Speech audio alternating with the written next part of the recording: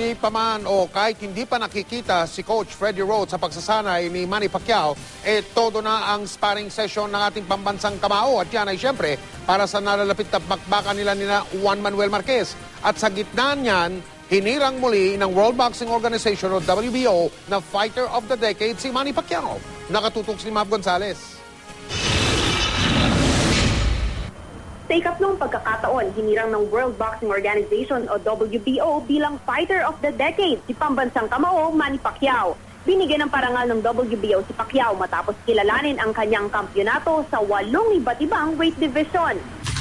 Fighter of the Year naman ang isa pang Pinoy na si Nonito Donaire Jr. Salamat tayo dahil tinawag tayo ng Boxer of the Decade.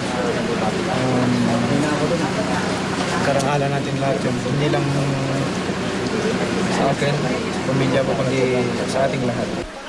Para mapanatili ang pamatay na suntok, muling sumabak sa sparring si Pacman sa General Santos City. 4 na round silang nagbakbakan sa ring ng sparring partner niyang si Rocky Marcial. Kumuha tayo ng ka-sparring na ka-style ni Marquez. At maganda naman, sumusuntok.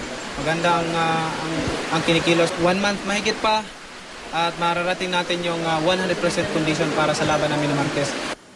Hindi naman nababahala ang Team Pacquiao kahit kumuha ng 4 na southpaw o kaliweteng sparring partner ang dinamita ng Mexico na si Juan Manuel Marquez para gayahin ang mga galaw ni Pacman.